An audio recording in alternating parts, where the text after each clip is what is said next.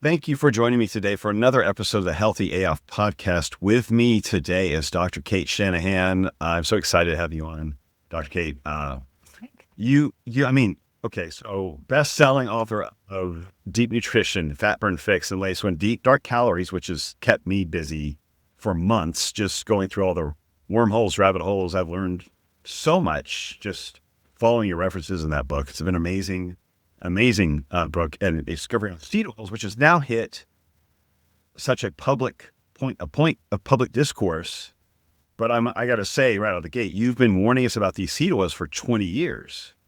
And I learned about it from your book, Deep Nutrition, 8 years ago, and still didn't grasp the depth or the mechanism of action that they have in our body to the degree that I have now since reading Dark Calories, which really, I think, blew it open and should have made it very clear to everybody what's going on here. So that was a long-winded introduction, but just to say, I have learned more from your books than any singular author or person. Well, thank you. And I keep learning, which is amazing. Well, thank you. I am the mother of the no seed oil movement. I don't know anyone who has worked more that I could relinquish that title to help people understand not just that these might be bad, which is what everyone else out there who is still talking about them, that was talking about them then. That's all they were saying, is that they might be bad, like they're factory refined, they're not natural. That's as far as people had gone for decades. And so I was intrigued by that mightness of it all. And back in 2002, when I first kind of really thought about them, and then I dove into the science, and I found that, they did this thing called, they caused this thing in our bodies, cause oxidative stress. And I knew that meant that this was really the answer to many of my patients' problems, because your basic pathology books in medical school, in the first year of medical school, you buy this, I think it's like 20-pound pathology book that's got 4,000 pages in it. And every disease listed in there, they mention that part of what causes that disease is oxidative stress. Mm-hmm. So once I did a little extra research enough to get to the term oxidative stress, it was basically game over for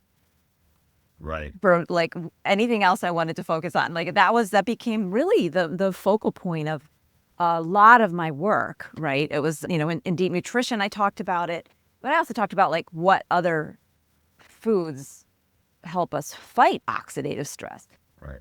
But the reason oxidative stress is so important is because at a fundamental level, it is what kills us, right? If oxidative stress at the cellular level is where disease starts. It's from oxidative stress. And then if it's, we're old enough or it's enough of it happens, the oxidative stress will kill us. So that is the chemical mechanism of disease and death.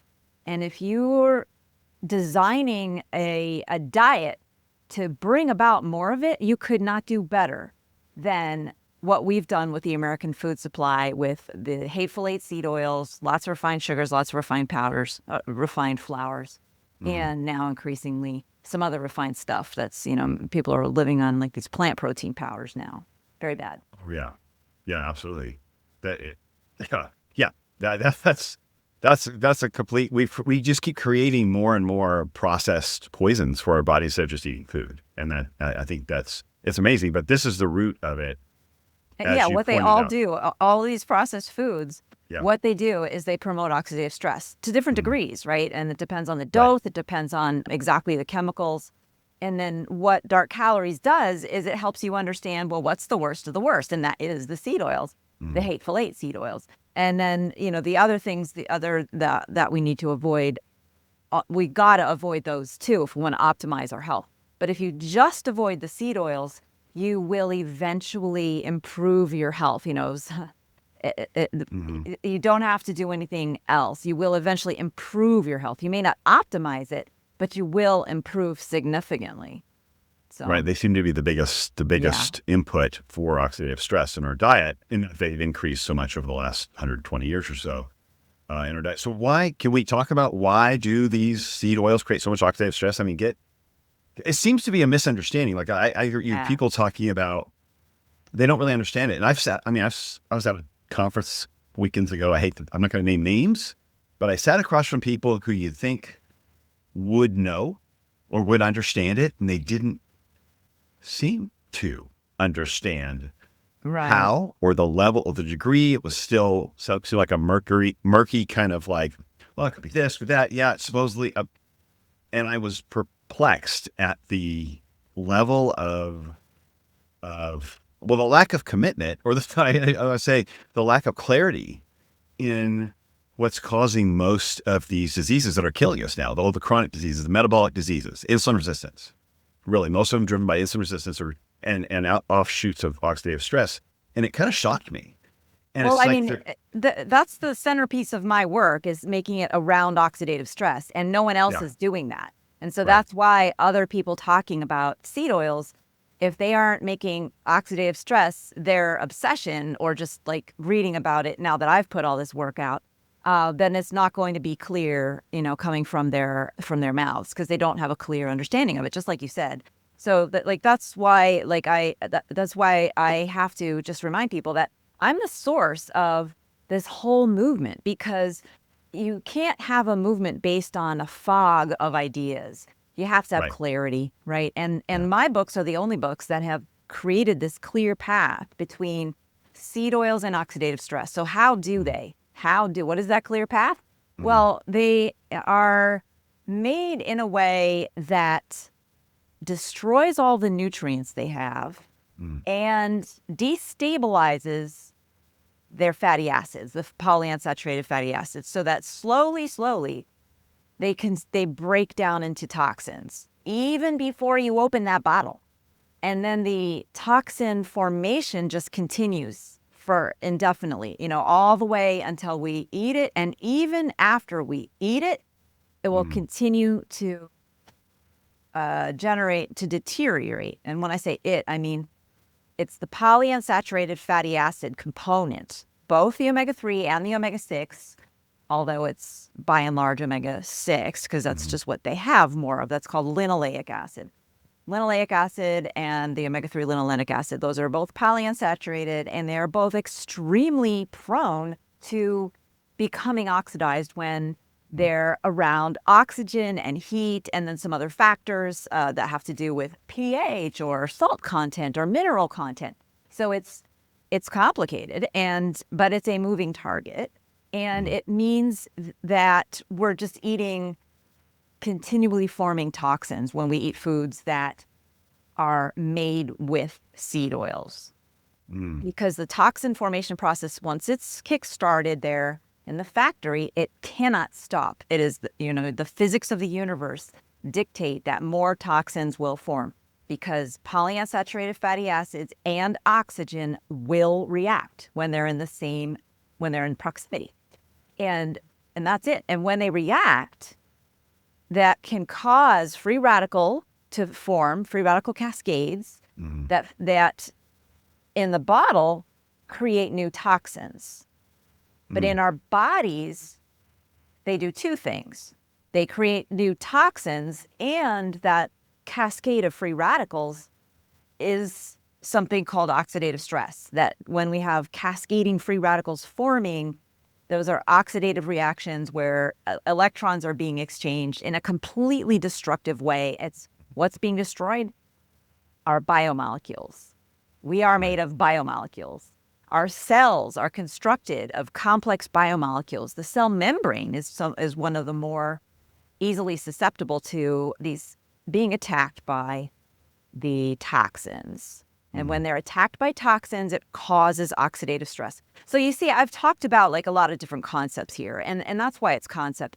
That's why this is so conceptual that it's hard for people to get their heads wrapped around until they really study it. I mean, you're not going to get it just because you're not going to fully grok it to, where the term grok comes from. It's before Twitter. I honestly know. I don't know for Twitter, honestly. Yeah, this is a sci-fi book called Stranger in a Strange Land about a guy from Mars who ended up on Earth. And he was almost like an autistic because he was so sensitive to his environment, but he was extremely smart, sensitive, processed a lot of information. And his way of saying that he understood you at a deep, deep level was to say, I grok. Interesting. So that's Twitter's using that. Yeah, that You completely understand. makes sense. Why? Now that you say that you did. It was Well, a verb. yeah, that's amazing. I didn't know that. Thank you. That's interesting bit of trivia there. I never would have thought that. So then how? Okay, so okay, I wanna say we want to simplify this so people can understand. We'll try. I But know, it's and yeah, and hard it's not without easy. graphics. It's not It's hard. easy, but It's it's hard without hard without graphics. graphics. It really is. Yeah. The oxidative stress gets into the cell and into the mitochondria. So we have these oils being used as energy, which we could talk about. It's not. I came to the realization these are not meant for energy. These oils are not meant Nope. for energy. And that's another issue. So, but you're bringing in another issue, right? See, Yeah, so I know. it just keeps unfolding into problems. It does involve. So, let me break down a little bit what I said and Okay. focus on toxins. So, Okay. toxins, let's define that. What is a toxin? Okay. So my definition, which I think is the one that makes the most sense for this purpose of understanding this. A toxin is a molecule that attacks our biomolecules. It attacks them. And then, it'll bind to them, or it will initiate some of it'll change their shape in some way. It'll steal an electron. All of those sorts of things are attacks. They are molecular attacks. And so toxins are like molecular little terrorists, I guess. Are we allowed to say that word? Yes, we're good. I'm Okay, good. we're good. Yeah, All right. I think so. So toxins are like little molecular terrorists.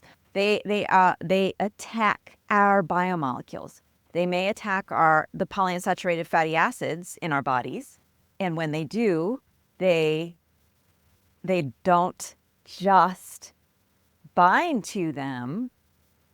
They can do that, but they can also initiate a cascading reaction called a free radical chain reaction. And when that happens, that's where oxidative stress comes in. So being a toxin and causing oxidative stress are slightly different. Right. Okay. So we got to get our words right? That's why it's like, you've got to break this down.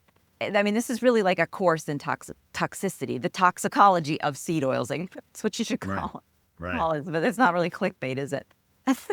No, otherwise this would have way. come on a long time ago if it was that simple. But I mean, I think, the toxicology, and as you said, the free radical cascade, that can create new free radicals at 1 billion or more per second, right? Yes, and that's exactly right. That's what a chain reaction is kind of maybe scary sounding if you've heard of, like atomic bombs and atomic reactions, right? They are chain reactions. Explosions are chain reactions. They're extremely rapid. And what makes it a chain reaction is that the product of the reaction can turn around and cause another reaction. So that what's happening there is the polyunsaturated and polyunsaturated fatty acids are key to this in biomolecules because they form free radicals easily around oxygen, like we said. And then that free radical can turn around and attack another polyunsaturated fatty acid. And if it happens to be right next to it, there is nothing in the universe that can stop that. And in our cell membranes, they are packed up right against each other. So if you get one free radical forming in one polyunsaturated fatty acid in your cell membrane, it can rapidly destroy billions. And the only thing that can stop it is if there happens to be an intervening antioxidant like a vitamin E or a saturated fat molecule in there that resists free radicals. Saturated fat basically isn't damaged by these kind of free radicals. And so it can resist and it can stop that and it can block the destruction of that section of your cell membrane. But if you can imagine, if you're eating foods that are regularly destroying your cell membranes, your cells are not going to be functioning right. And that is how we get chronic inflammatory reactions. Chronic inflammatory diseases is at this low level smoldering. It doesn't happen all the time, but it just takes one little spark, and all of a sudden you've got this wildfire of polyunsaturated fatty acid destruction in your cell membranes. And that can be we've got so many types of membranes in our cells that it has many different effects. It can be the outer cell membrane, in which case you're going to damage things that are on the outer cell membrane along with that, right? As there's this fire going on, if you've got a hormone receptor sitting in your outer cell membrane, well, that hormone receptor, which is usually a protein, is also going to get burned and damaged and destroyed and won't work, right? So, and your, any kind of ion transporters, might be broken. So the effects on the outer cell membrane are bad and different from the effects on the mitochondrial membrane. If you destroy your mitochondrial membrane, you can initiate apoptosis. It's called ferroptosis, actually, when it happens when iron is involved in the reaction. But, apoptosis occurs when mitochondrial damage is bad enough that the cell says, this is hopeless, we got to die now. So it kind of tries to do it in a way that does not mess up the surrounding cells. Apoptosis is a reaction to something really bad happening in the cell. Did you know that about apoptosis? Because, most people are talking about it like, oh, yeah, if we fast, we initiate apoptosis, and that's fantastic. Well, no, that's kind of our last ditch against a cancerous cell duplicating. Is the apoptosis, yeah, right? Exactly. It's kind of it's like a default mechanism when you have Exactly. damage to keep a mutated or damaged cell from creating more mutated cells.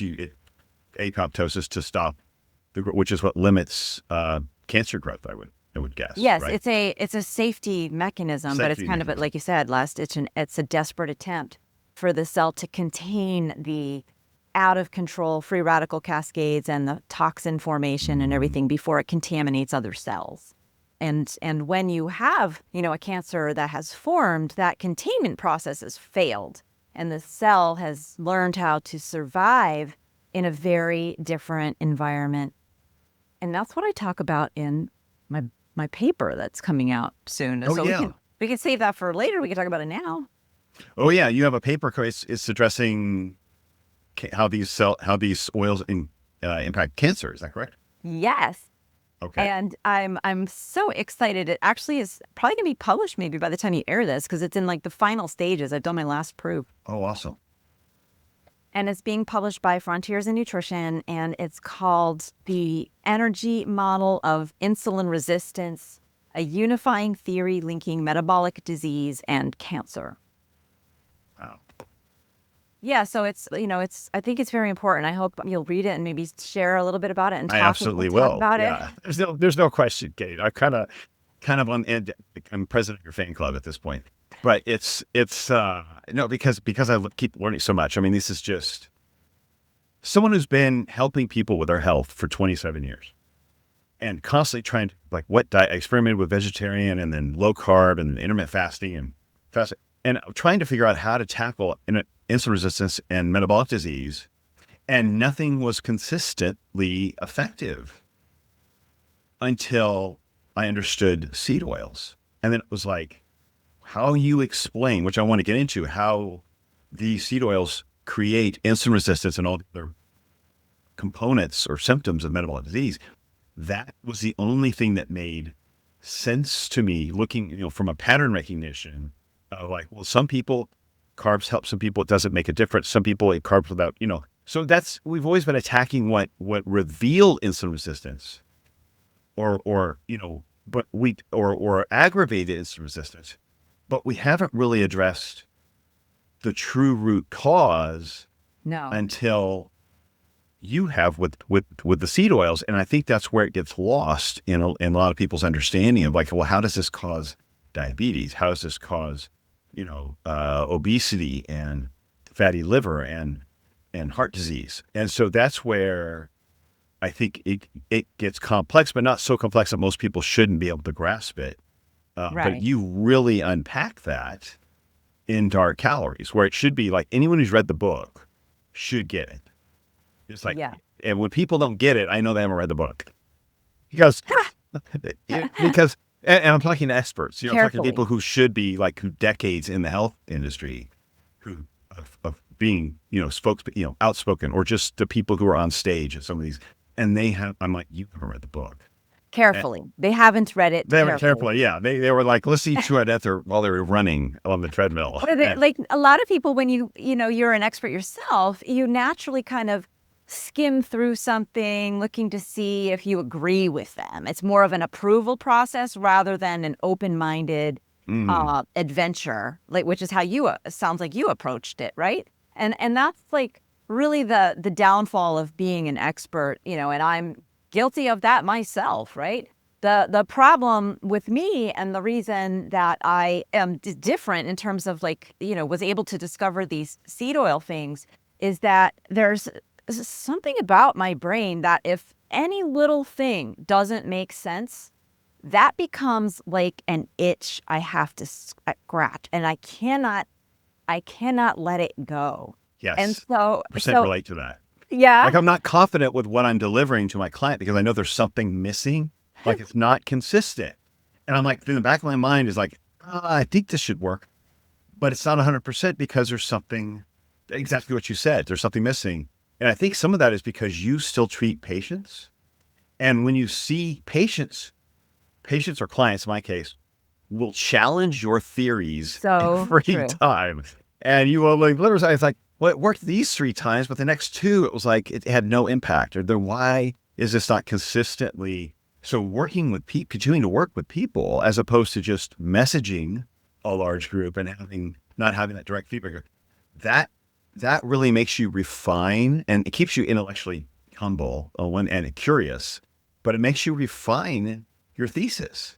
Well, Zane, yes, it does, but it doesn't work that way with every health professional, unfortunately. Even health professionals are guilty of somewhat like lazy thinking sometimes. And, I was like that before I really figured out how to uncork this whole thing, because I was like, well, my patients would come and they would say that they just felt like there was something wrong with their metabolism. And I would go through the motions of checking thyroid disease, and then just ultimately, I would not be that problem solver for them. I would kind of give up on them. And, and I didn't think about it that way. But now I realize that's what I was doing, is if somebody comes to you with a problem and you don't keep digging, you don't have that little itch in your mind for them until you solve it, then you are in a way giving up on them. And, that doesn't mean you're a bad doctor. It might mean that you're too busy, but it does mean that you could have done better. And that's how I felt, like, looking back about the first, few years of my medical practice. Was I really was like, well, in a way, what that means and what they hear is, well, sucks to be you. When it's like, when they're like, listen, doctor, I know something is wrong with my metabolism. And I'm like, well, I checked your thyroid, and, you don't have any, I don't think you have any of these rare genetic diseases because you would have been overweight or had problems from childhood, and I would share my thought process. But the problem was my thought process was limited. And once I started, once I uncorked this reality of oxidative stress and realized that vegetable oils, the way their chemistry is that would promote oxidative stress. I keep saying uncork because it was like letting the genie out of the bottle. Suddenly I had a way to find all the answers that my patients were asking that the rest of medical science had no answer for. And it really is a genie. It's like it's like magic. The answer now, I know it's there. I just have to think about it through it enough to get to an explanation that makes some kind of sense for that particular patient's particular problem.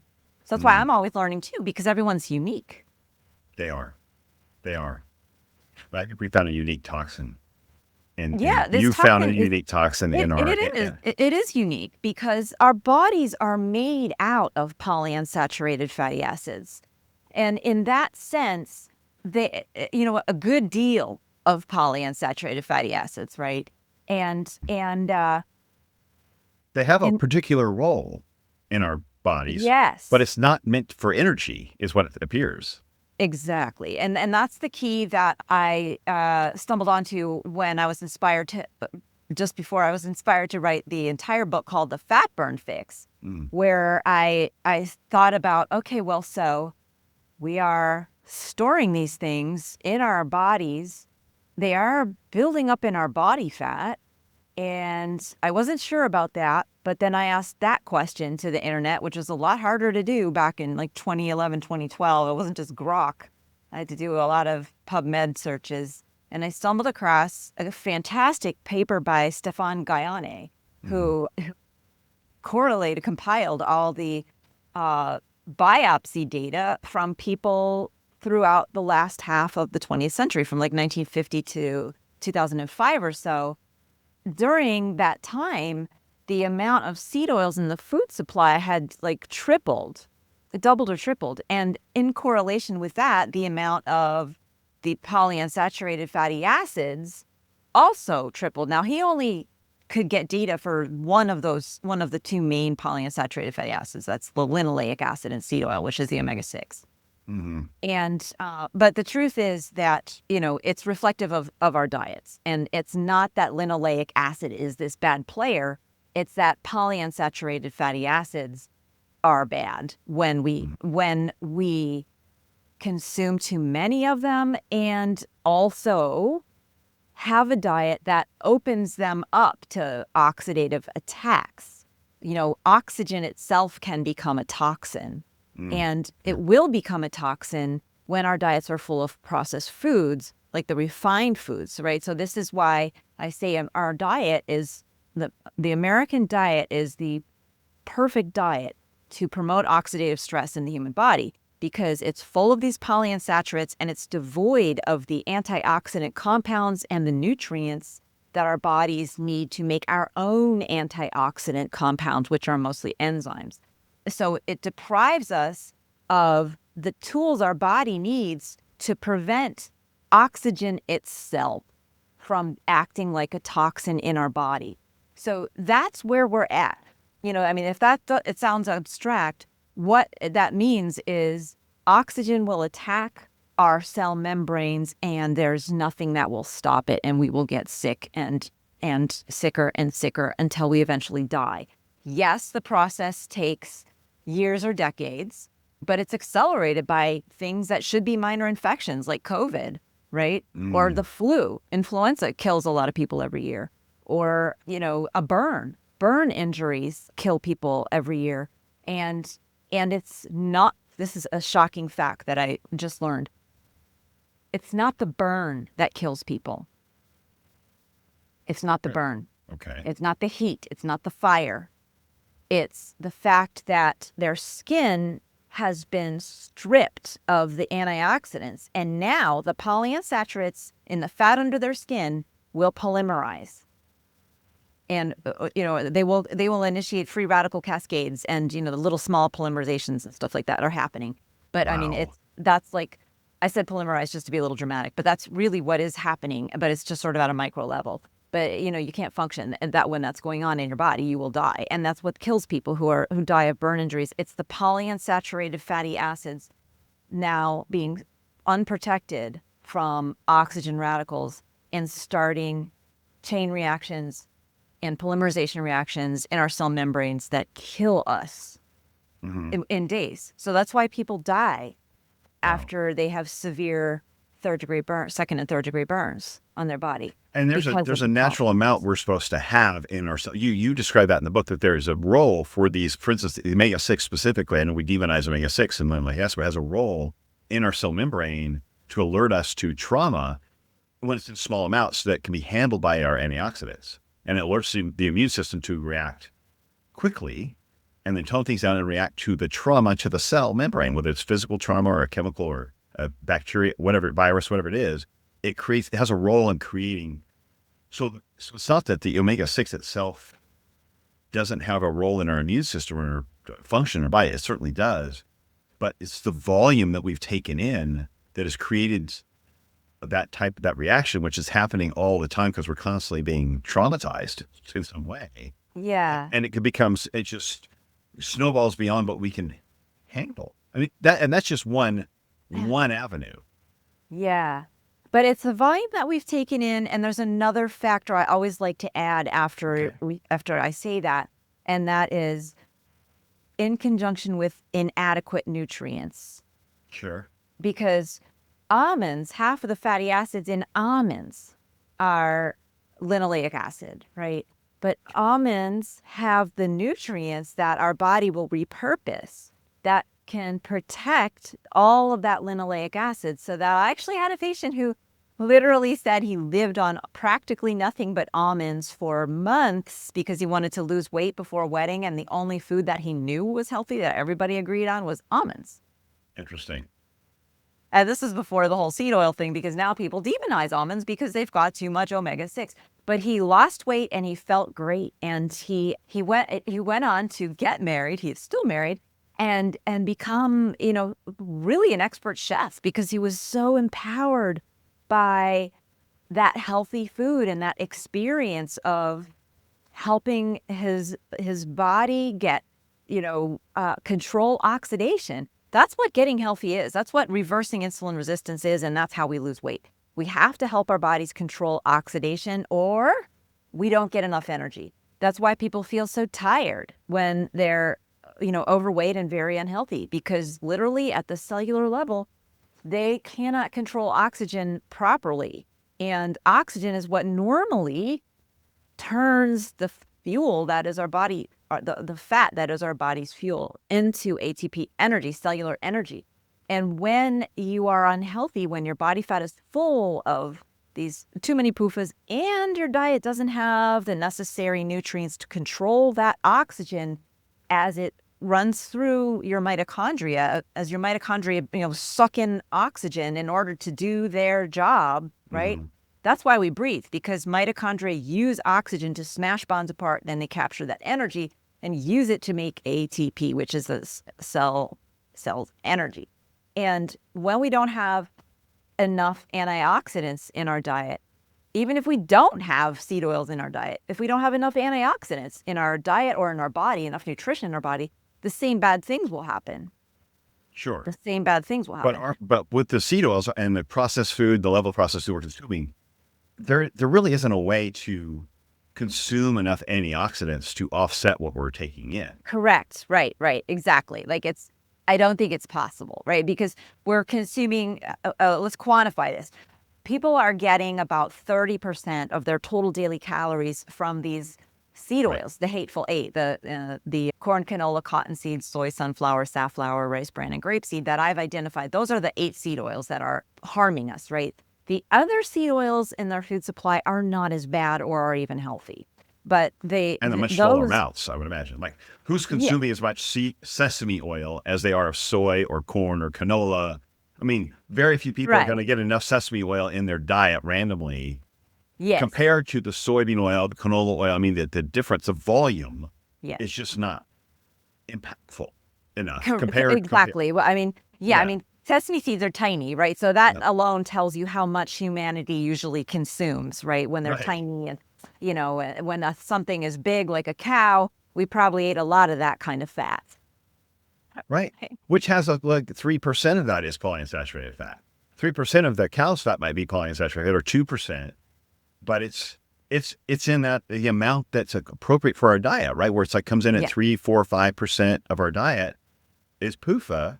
Maybe. Yeah, we don't need more than, well, if we just got all of our fat from cows, right? But throughout history, we've gotten a fat from, vegetable fat too, because we pretty much always ate some seeds and nuts, fish. Fish. Nuts. Yeah, exactly. Brain is nervous tissue and bone marrow, especially more so brain than bone marrow, are very high fat and very high PUFA. Like about half of the fatty acids in brain tissue is PUFA. Interesting. Okay. Yeah. So in our diet, it just wasn't processed and didn't have the antioxidants removed from it like happens in the processing. Right. And our diets were nutritious, right? So So seed oils themselves are basically empty calories. There's no nutrition in there except for maybe some small amount of vitamin E that's added back after the deodorization and the bleaching processes remove it. Has to be added back, but it doesn't do as much good to just add vitamin E as it does to add all the other phytonutrients that were also antioxidants for the oil, right? Because antioxidants work in teams. This is another very, very important concept. You can't just take one antioxidant compound like resveratrol and say, job's done, I've got all the antioxidants I need. Right. That's absolutely not true. Antioxidants work in teams, and plants make antioxidants that benefit the plant. They do not benefit us. True. And our body has to eliminate plant antioxidants. So if you're supplementing with resveratrol, the only place it does any good is in your gut before it actually gets in your body, where it can interact with, all those reactions that are happening in your gut. But that's sort of stupid. Just eat vegetables because that'll do a better job. Resveratrol is only one compound. Vegetables are full of phytonutrients that have antioxidant compounds. Mm-hmm. So I think for me, I didn't never recommend antioxidant supplementation. They're basically, you're throwing money down the drain. Even a vitamin E supplement, because No, you mentioned not vitamin E, because vitamin E, when we get it from the right source, and it has to be the right kind of vitamin E, it has to be alpha tocopherol, not mixed tocopherols. Mixed tocopherols do maybe have some alpha tocopherol, but the other forms do not have benefits in the human body. Period.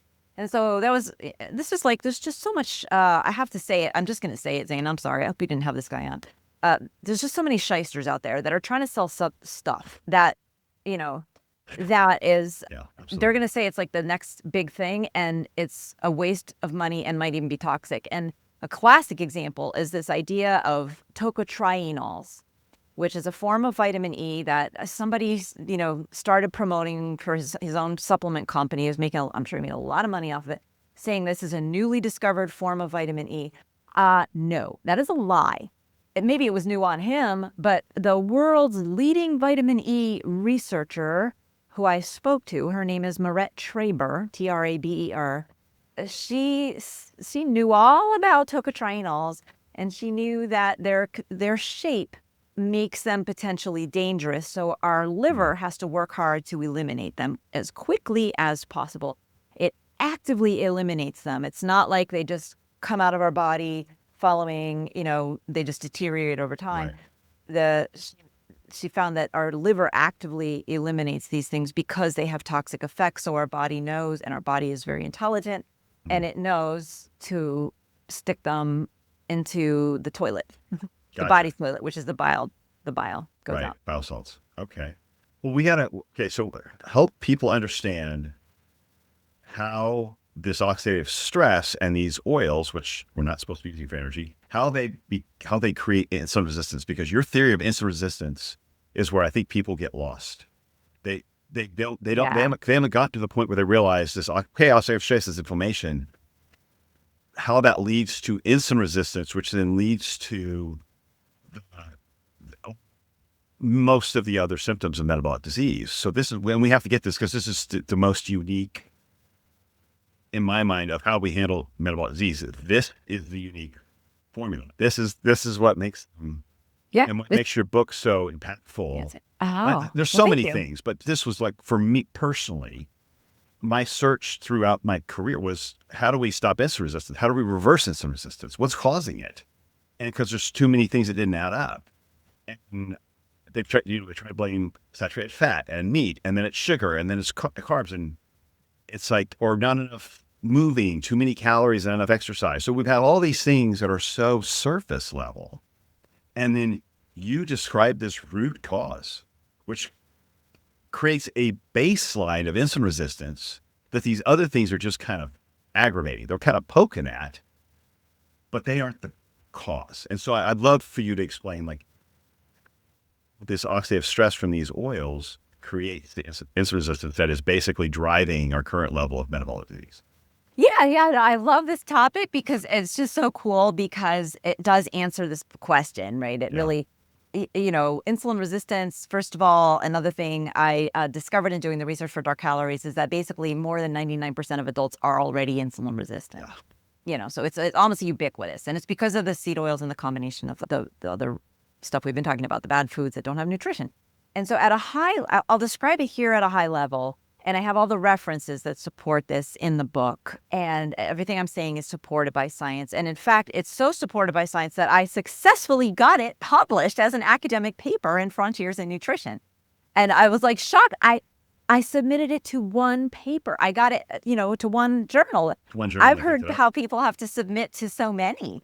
And I think I just picked the right, journal and the right editor. So this main paper you're talking about that addresses cancer, addresses the answer, is it? Yes. Okay. And so it's the same high level concepts here. So at the high level, how do you link seed oils to insulin resistance, right? Because they're a fat. What do they have to do with sugar? Insulin resistance is, insulin is a hormone that's released in response to high blood sugar. How do we get insulin resistance out of eating a fat? The people who say saturated fat cause the problem ought to think about that a little deeper than they have, because their explanation is nonsensical. They say saturated fat causes oxidative stress, which it doesn't. So what happens is, think about it this way. We now have so much seed oil in our diet, it has changed the composition of our body fat. And so instead of having 2 or 5% polyunsaturated fatty acids, which is not enough that our mitochondria would ever really burn very many of them at once, the concentration is low. It's now 5, 6, 7 times higher, 25%, 35%. I saw one study where a baby, a formula-fed baby, had 40% PUFA in their body fat. Yeah, poor baby. Pure corn oil. That was the only source of fat in the formula.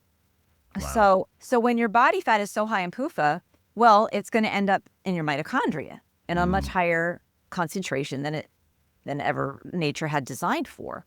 And well, why does that matter? What does that do? That means, because as I discovered, this key discovery was that you put PUFA inside mitochondria and you get oxidative stress and apoptosis, right? They cannot generate energy anymore. They will shut down.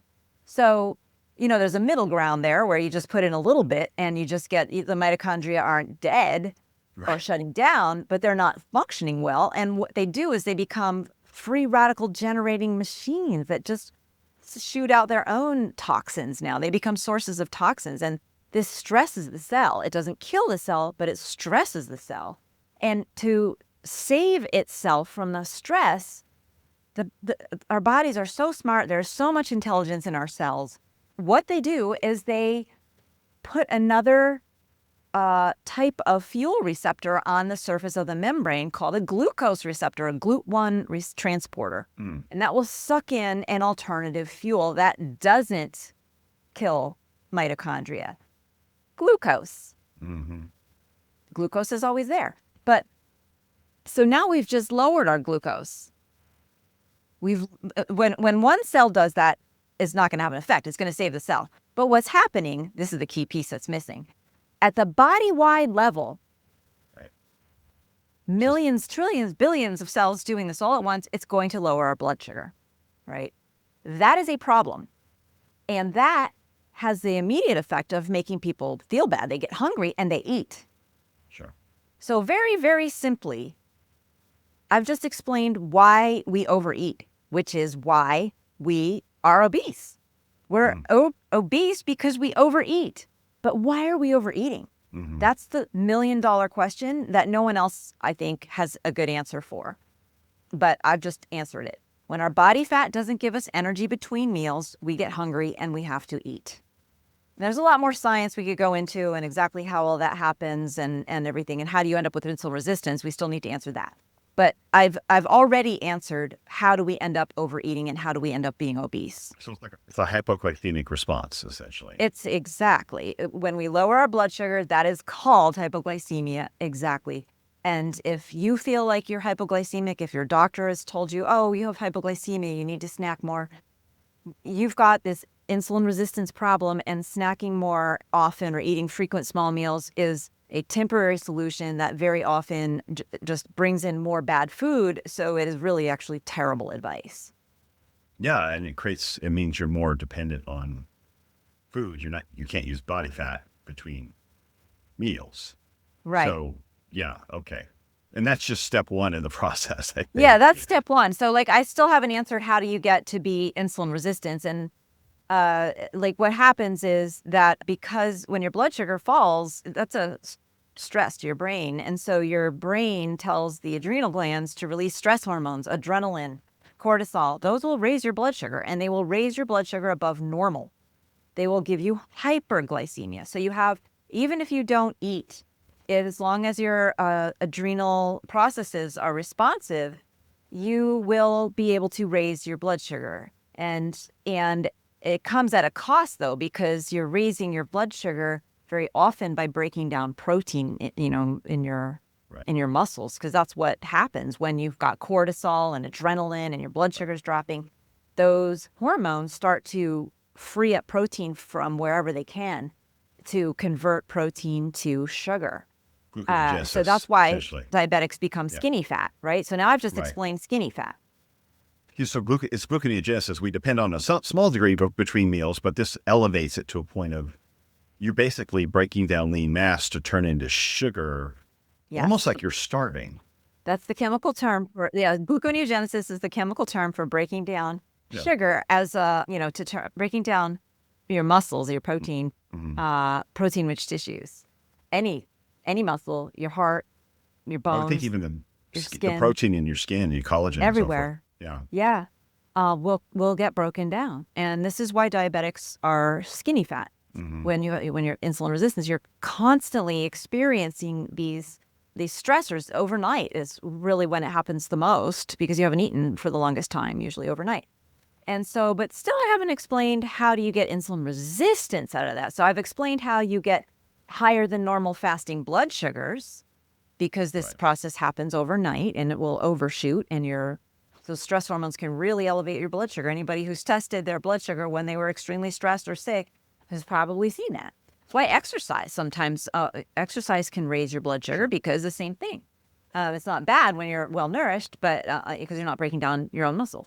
But getting back to, so how do we go from these stress hormones in our bloodstream now due to altered body fat to insulin resistance? Well, another term doctors use for stress hormones is counter-regulatory hormones, because they also regulate sugar, just like insulin. In other words, they counter the regulatory effect of insulin. They have opposite effect of insulin. So when you have stress hormones in your bloodstream, but your pancreas says, wait a second, there's too much sugar here, I'm going to release insulin, the insulin doesn't have the same effect, because the stress hormones counter it. It's very basic concept. Glucagon and insulin. One shuts the other off. Glucagon and cortisol and adrenaline, all of them are called counter-regulatory hormones, and they counter the regulatory effect of the sugar regulatory effect of insulin. It's like by definition. And, it just seems so basic and fundamental when you think about it that way. How could that not be true? And now I guess we're going to find out, because hopefully the scientific community will read this and consider it and tell me why I might be wrong. Or maybe it's not wrong. And maybe it's the counter-regulatory you're pointing out, so people connect the dots there. That's the insulin that's resisting insulin. Those counter-regulatory hormones. Thank you for saying that. I always forget to close the final loop. Yeah, that is the last dot, right? It's resisting the effect of insulin. And so that is the expression that you are now insulin resistant, because you have insulin in your body at a higher than normal level, but it's not lowering your blood sugar the way it's supposed to. It's that your brain or those hormones aren't letting the liver shut off the sugar supply, essentially. The hormones are stimulating the liver to release sugar, and insulin loses the battle of control over what the liver is going to do. Right? When the two of those things, the liver's essentially resisting insulin. The liver, exactly, and that is where we believe insulin resistance starts. Right? That's where all the research shows that no, it does not start in the heart. It doesn't start in the pancreas, even. It doesn't start in the muscles or in the fat tissue.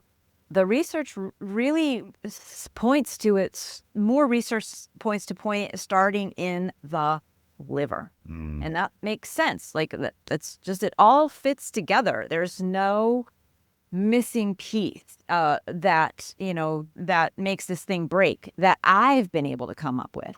So we'll see if anyone else does. So you get elevated baseline blood sugar and elevated baseline insulin all the time. We're not talking about insulin spikes that you get after a meal that comes down 2 or 3 hours later. We're talking about an elevated baseline. So your insulin levels, fasted even, come up. Your fasted blood sugar comes up. And they're constantly stimulating. Once the blood sugar is stimulating more insulin, the insulin's not turning off the sugar. And so you got elevated insulin, which means you can't burn body fat. So all the sugar you're making, a lot of it, the insulin's still tucking away as body fat, and you're hungry all the time. Yes, it's a trap. It is a vicious cycle. It is it's a deadly trap. That's why diabetes gets worse every year. You know, like with regular medical treatment that doesn't include any kind of dietary therapy. And that's why keto diets don't work on diabetes unless they remove the seed oils. True. And the whole keto diet, everybody on the keto diet thinks that it's all about the sugar, that they're focusing on the sugar when and suffering through these cravings when they don't really need to, because I teach people how you can sneak a little bit of sweet things in once in a while. You don't have to deprive yourself, and probably you shouldn't be zero carb when you're severely diabetic, because we do have a physiologic need for glucose. And well, it gets complicated, but you should. You'd be wasting the protein, basically, to make it simple. Right. We need at least 30 grams of new glucose to be manufactured for the tissues that require glucose for function, like our red blood cells. They can't use fat. Some cells in our eye, some cells in our kidney. Neurons that need some it. brain cells. Just because they operate so fast. They don't use oxygen. They're like, we need this now. And they can use the sugars so much a faster supply than the ketones are. Yes, although that's being disputed because we've been studying people who are insulin resistant and are not producing ketones, which is the better fuel. Okay. Even, for the brain, right? So that's like disputable, but it's a very, it's an open question, I would say. I don't think it's quite settled yet. Well, if you have people who are fasted, they show people who are fasted for 3, 4, 5 weeks, and they're still only 65, 70% of their energy is coming from ketones. So they have 30% still coming from, even in a fasted state. With perfect diet. So I mean, there's some. It seems like there's certain neurons that just need glucose because of the fast reaction speed. I mean, that's what I've read. Right, I've read that too, but I still have to wonder, like, are those people making ketones optimally because they may be insulin resistant? Because 99% of the population is insulin resistant. If you're insulin resistant, can you even make ketones? Not as efficiently, and that's what I mean. It's like, yes, you can, but not as efficiently, and not in a way that doesn't damage your cells either, right? So you may run into different problems where you're still forced, you still have that high counter-regulatory hormones and produce sugar in excess, right? So we just don't know, because the seed oils have really truly messed up all of medical research for the past 70 years because we've been eating them. No one has been paying attention to them. Those, they've gotten a pass because the cardiologists and the American Heart Association declared them healthy. So people never consider them seriously as an important dietary root cause of any disease. And because of that, we've been blaming things like cholesterol and saturated fat and creating all these nonsensical arguments to support these wrong-headed theories. And that has just diverted medical science down this pathway of absolute non-productivity. And this is why, even though the current administration is kind of firing people willy-nilly, even maybe some good people, well, those good people did not do very good research. I'm sorry, because they weren't able to, get past the crazy ideology that saturated fat is what's making us fat, sick, and unhealthy. And polyunsaturates are God's gift to, oils. Right. Well, I want to, when you mentioned it in the book, and a lot of people don't grasp it and they may not catch it, because you said some of these people making ketones they're breaking down muscle in order to get it. There are ketogenic amino acids that when they're converted, people don't realize they're amino acid proteins that actually turn into ketones, like lysine and leucine only turn into amino acids, or only turn into glucose. They won't turn into, they won't turn into glucose. And there's a handful of them that will pivot between glucose and ketones depending on the state of what's being metabolized and what's available, the substrates that are available. So typically on a lower carb diet, or a very low carb diet in an insulin resistant body, you're going to be converting those amino acids into ketones.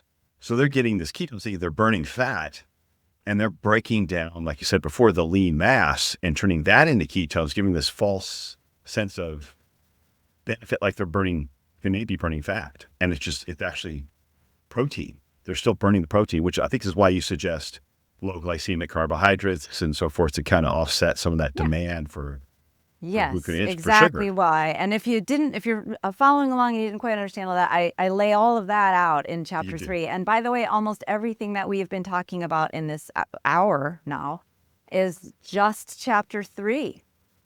Yeah, that's true. So, there's a lot of very important science in the book that explains a lot of other things that are mysteries to science right now. And I really wrote the book intending for it to be used as the playbook for medical science to get rewritten. That was a little bit of a big ambition there, but I think that it should do that.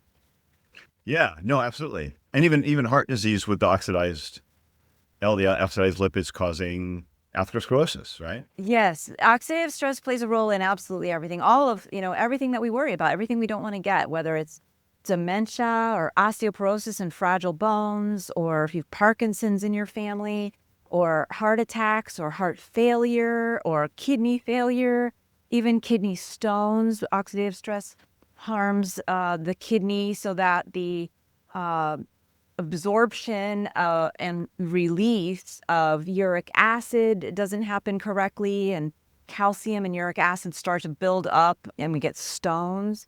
Even gout. Gout is uric acid, which is something that our kidneys cannot properly metabolize when they are subjected to oxidative stress. And so this has implications for some of these popular diets now. What I'm seeing is that uric acid in plants isn't really something that can harm us when our bodies are healthy, right? There are books called avoid uric acid. Right. It's a catchier title than that. Right. But Right. but they're saying you got to avoid uric acid because uric acid is causing everything, or oxalates. That's another thing that is just become a big popular diet now. The low oxalate diet. Don't have tea or have only this one special brand of tea that people sell. It's all related to oxidative stress, and you don't need to pay attention to any of that stuff if you just avoid seed oils and then the other two components that of the refined foods that make our food supply so dangerous, which is the refined flours and sugars and the refined protein powders now that are increasingly making their way into our food supplies. And you've distinctly left out sugar in that list. I should have said refined flours and sugars. I don't know what I said. I say that. I didn't say that. It was not. That was I think my point in saying that was your point in this. It's not the sugar that has caused this disease. Sugar is aggravating it. Sugar has implications. Processed sugar has issues. Obviously it's not harmless, but it's not the primary driver of insulin resistance and metabolic diseases we're seeing now. We'd be able to handle sugar a lot more effectively if we didn't have the level of seed oils we have stored in our body fat. Right. And if you're worried about just avoiding sugar because you're addicted to the taste and you are have a very bad relationship with food because of the flavor and the starchiness, in chapter 4 of Dark Calories, I will explain why that is also driven by insulin resistance and will go away. And how do I know? I know that personally because I was the worst sugarholic that you could ever imagine. And I am not anymore. And I never thought I could live in a house with a pile of chocolate that's now 5 years old because my husband does this thing where if something's on sale, he'll buy way too much of it. He got way. I think we still have some chocolate bars from that splurge a long time ago, and I haven't eaten them. Wow. I never, ever, and my wildest dreams as a kid or teenager or young adult, I never thought I would have no interest in it. It's not that I have self-control. It's I have no interest anymore because there's other foods I like better. Yeah. Yeah. And it's not, and I don't want to be sensitive to your time, but the omega-6, one thing that has come up in my conversations, we got to take more omega-3s, right? It's the omega-6, omega-3 imbalance. And that doesn't That seem... is so important because that has almost nothing to do with it. Yes, any kind of nutritional imbalance can be bad, right? Like if you get Right. too much vitamin A and not enough vitamin D, well, yes, that's bad. Is that driving obesity and all of metabolic disease? No. No. And so it's the same idea. Like, omega-6 is not inflammatory all by itself, right? You cannot, take omega-6 and put it in a healthy system and get an inflammatory response. It doesn't happen because the healthy system has a way to use that omega-6 and put it to use. And it won't become spontaneously oxidized. But if you put it in an unhealthy system, it will become spontaneously oxidized. And so we have to look at the big picture of what is making the system unhealthy. And it's not the linoleic acid in your almonds. It's not that little bit of linoleic acid that's in chickens who aren't fed the ideal diet. It's not the linoleic acid in pork fat, because there's all these people out there that are saying that, oh gosh, you can't eat chicken, you can't eat all these foods because they contain more than 2% linoleic acid. Right. That is pseudoscience, folks. That is just absolutely just, going off the wrong direction, taking, that's nutrition reductionism. That's what we did with cholesterol. That's what we did with saturated fat. That's what the keto folks do a little bit, unfortunately, with sugar, even though they've got a lot of the valuable information. Keto diet can be a very healthy diet. I have nothing against the keto diet. But I'm just saying the point is it's a reduction ad absurdum, or is there there's some Latin phrase like that, reduction ad absurdum. We take it to, yes, this thing does this linoleic acid. Yes, it can be oxidized. And now what we're saying is it causes all oxidation. That is pseudoscience. Don't listen to it, folks. So taking more omega-3s doesn't really do that. It doesn't has no benefit. No, unless you happen to be omega-3 deficient. But even if you are omega-3 deficient, it doesn't do very much good because omega-3s will oxidize. Just like when you put linoleic acid into an unhealthy system, it will spontaneously oxidize. When you put omega-3 into an unhealthy system, it will oxidize even faster because the biochemistry of it's more reactive. It has more double bonds, so it's more unstable, more likely to be attacked by oxygen, more likely to turn into toxins, more likely to initiate free radical cascades. And I think this is why fish oil studies have such mixed results, with some showing increases in mortality when people supplement with their fish oils. And it depends on if it's a super high quality fish oil and, that audience, were they also smokers, how unhealthy were they? So it's not the answer. That getting your diet healthy, that's the answer. Yeah. Well, the volume, I guess it comes back to a volume thing. If you 25% of your body fat is polyunsaturated fat, whether your omega-3 to omega-6 ratio is 1-to-1 or 20-1, it doesn't matter. The problem is you have 25% of your body fat is polyunsaturated. If it's 3% of your body fat, then again, whether it's 1-to-1 or 20-to-1, you still have a healthy amount of polyunsaturated fat your body can handle, right? So the ratio is irrelevant if the volume of it in your body fat is actually at an appropriate level. Correct. Correct. Exactly right. Now, the flip side of what you just said, Zane, is something that scares a lot of people. And you didn't say this, but people listening might think, well, gosh, if my body fat now is 20-30% PUFA, does that mean I have to wait until it's down to 5% before I'm going to feel good? And the answer is absolutely not. You feel so much better the day you stop eating these oils, because what you're going to do is stop bringing the toxins into your gut, and you're going to stop inflaming your gut, for one thing. And you're going to have many other immediate benefits.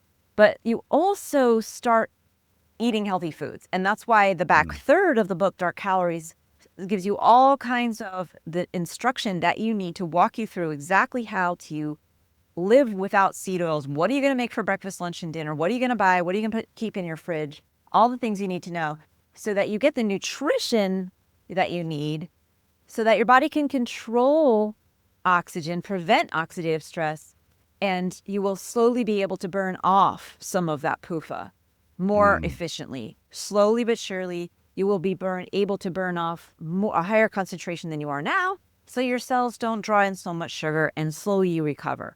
But the full recovery can take years, but you feel better and you are getting healthier all along the way. So don't be like, it's Not not like, doomsday. There's a solution. yeah, it's Yeah. like weight, it's like weight. If you're 900 pounds and now, if you started at 900 pounds, but now you're at 600, well, I bet you feel a lot better than you did when you were Right. at 900, Right. right? Right. Even though you still have a ways to go, you've Right. made huge progress. You've Progress. lost 2 people's worth of weight, right? And Right. so you've improved your cellular function by every degree of insulin sensitivity that you gain.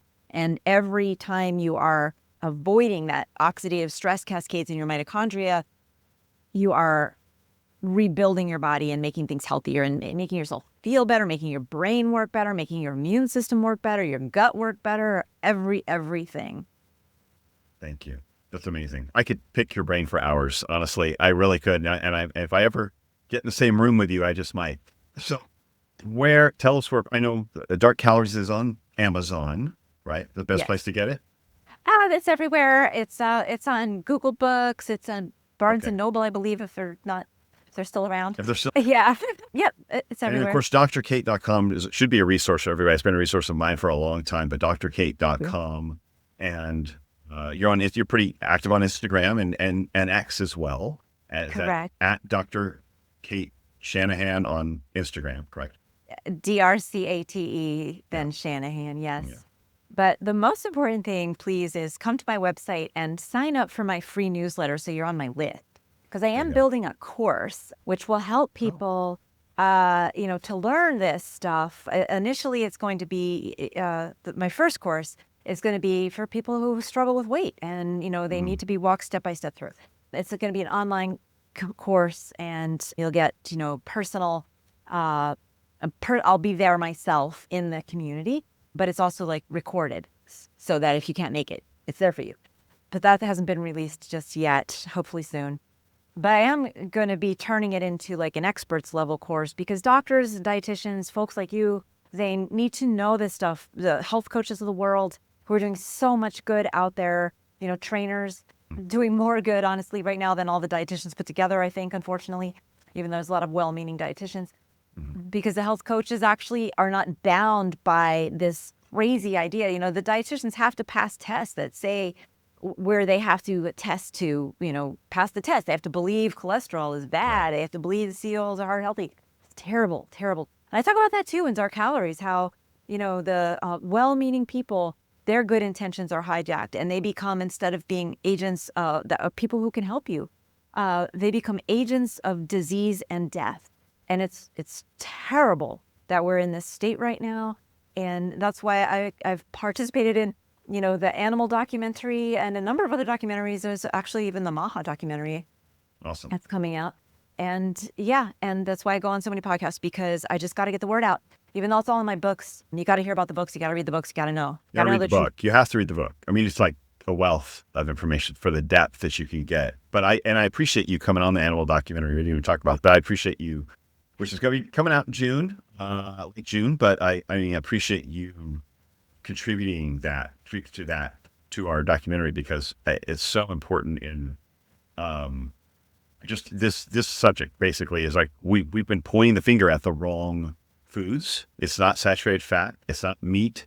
It's these seed oils, and there's a reason for it, which you unpack as well with our nutrition guidelines and the people who are managing our nutrition guidelines, who are controlling many of the publishing journals and the American Heart Association, for example, as a big example.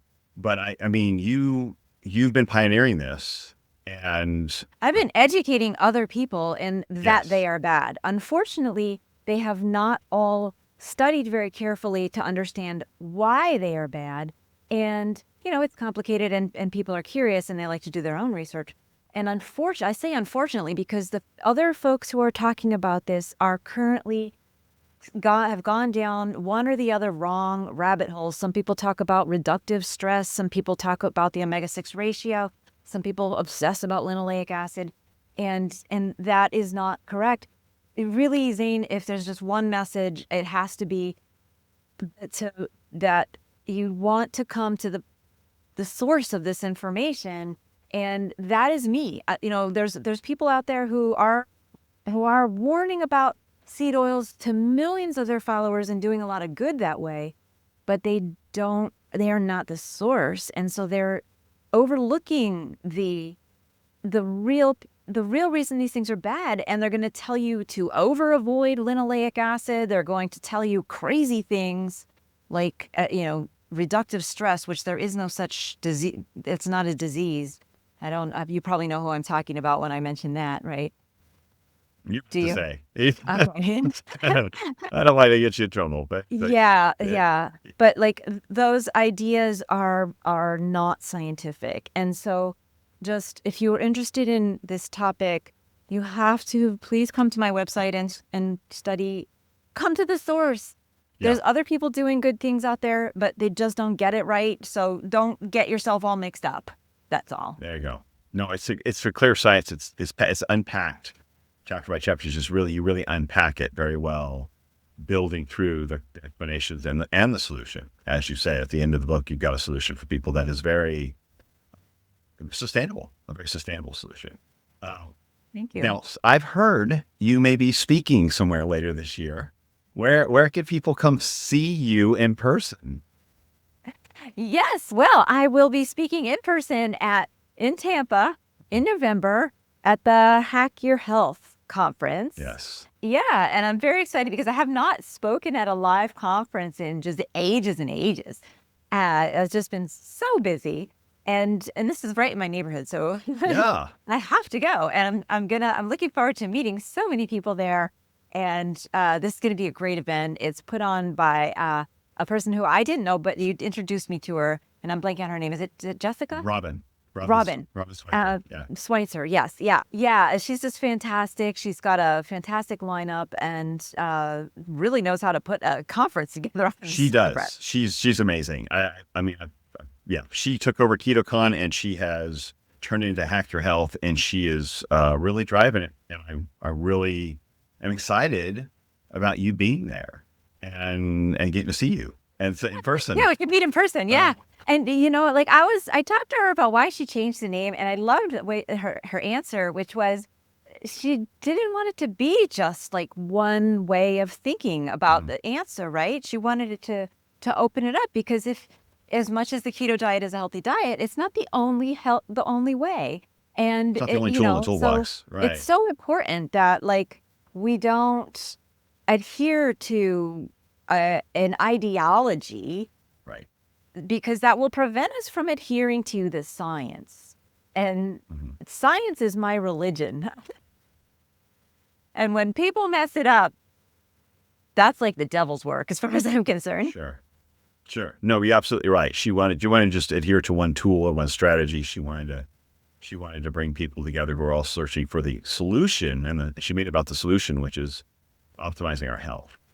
And so that's really where our focus, all of us, should be if we're going to remain, like you said, the science is based about learning and about continuing to understand that we don't know it all, and there's so much more for us to understand and keep us moving forward. And I think that's the theme. I think that's the spirit of it, and that's what you're saying is that science continues to be exposed to us, right, as we seek it out. And we keep learning more, and it can snowball. But if we get caught in ideology, we almost shut off our ears to any new information.